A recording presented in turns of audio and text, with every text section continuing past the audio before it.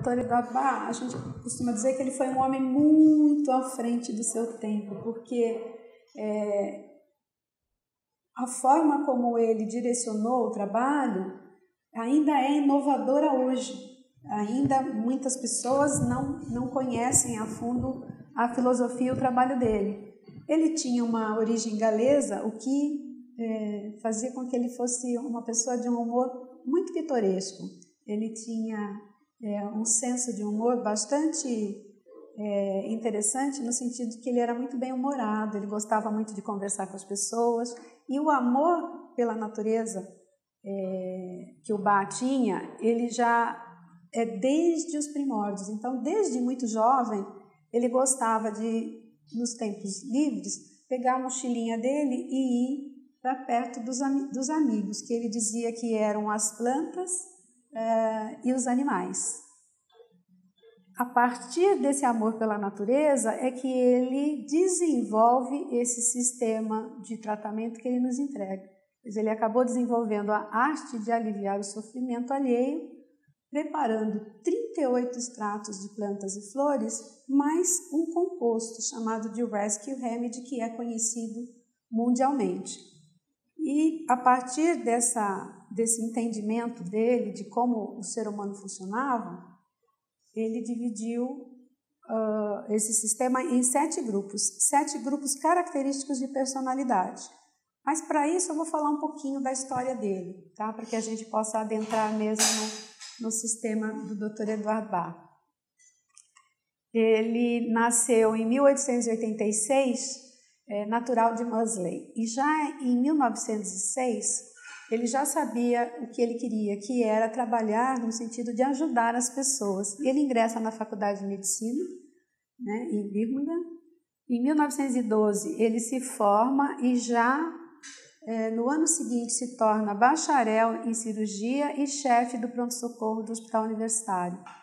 No ano seguinte ele já se especializa em saúde pública, bacteriologia, imunologia, patologia, homeopatia e um pouquinho mais à frente, ele acabou se tornando um grande herbalista. Em 1915, o Bach ele desenvolveu os nosódios de Bach, que eram vacinas intestinais, e na verdade ele estudou, né, os microbiomas. E aí ele acabou desenvolvendo os nosódios de Bach, que trabalhava a toxemia intestinal. Quando nós estivemos lá pelo ano de 1917, o Dr. Eduardo Bach foi acometido por um mal súbito. Ele teve uma hemorragia muito forte que mais tarde acabou sendo diagnosticado como um câncer. E nesse período, o Dr. Eduardo Bach também traz, desse período, ele traz uma lição, porque ele não se entrega ao diagnóstico. Pelos médicos, ele teria apenas 3 meses de vida, mas ele acaba refletindo que ele estava no início de um trabalho novo e que ele tinha muita coisa para fazer ainda, que ele desejava deixar esse trabalho pronto. E ele se entrega no laboratório dele, trabalhando praticamente dia e noite. Isso acabou gerando um filme que chama-se... Ele roda pela internet, acho que em espanhol, que a gente ainda encontra. Chamava-se A Luz que Nunca se Apaga, porque ele acabou trabalhando dia e noite, aproveitando o tempo dele para que ele chegasse o mais próximo possível da realização dos estudos dele. E com isso ele percebe que a vivência tem uma grande importância no equilíbrio emocional e na cura das doenças. Todos os momentos de vida do Dr. Eduardo Bach, ele foi somando ao seu conhecimento e ao seu aprendizado.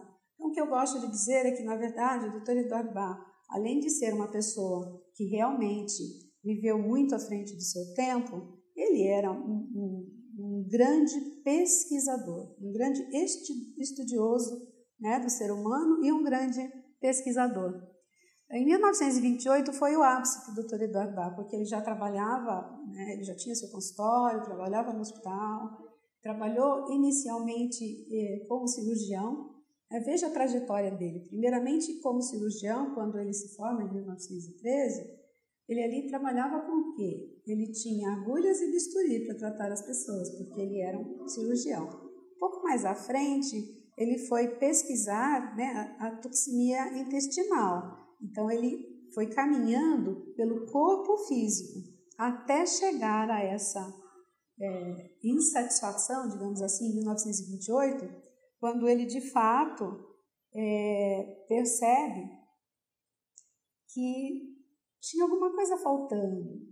Que só olhar para o estado físico do corpo é como se você não tratasse a pessoa como um todo. E essa insatisfação faz com que ele acabe viajando para Gales, e ali, quando ele volta, nasce um novo trabalho, um novo projeto, porque ele traz com ele os primeiros florais. E ali ele passa a indicar esses 3 florais que ele traz primeiramente para as pessoas a partir do seu estado emocional e não mais a partir do estado físico do corpo.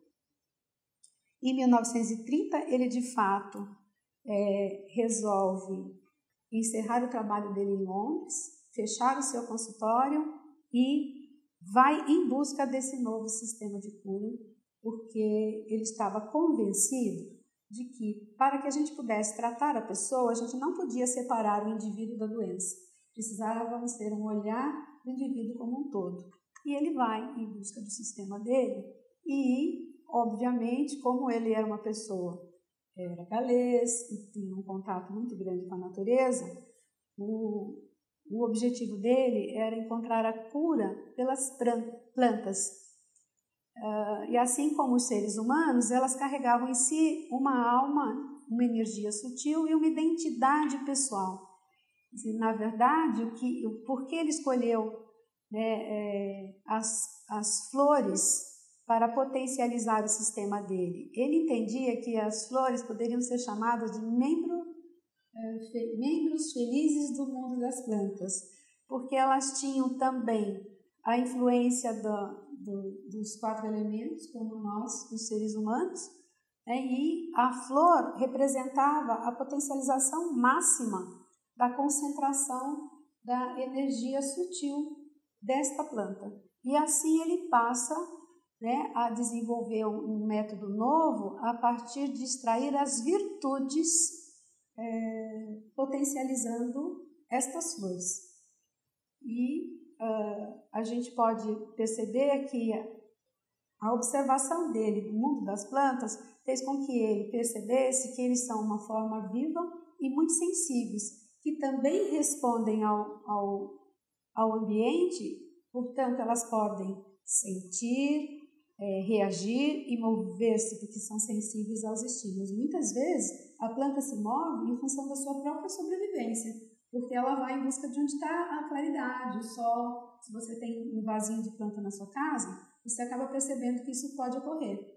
Quando você vê, você colocou o seu vasinho aqui, bonitinha, ela estava ali, né, retinha, e quando você observa, ela vai ficando tortinha. Por quê? Porque ela vai em busca do sol. E aqui a gente tem, né, a energia da terra para nutrir, a água, o ar da qual ela se alimenta, e o fogo ou o sol, que traz a energia e vitalidade.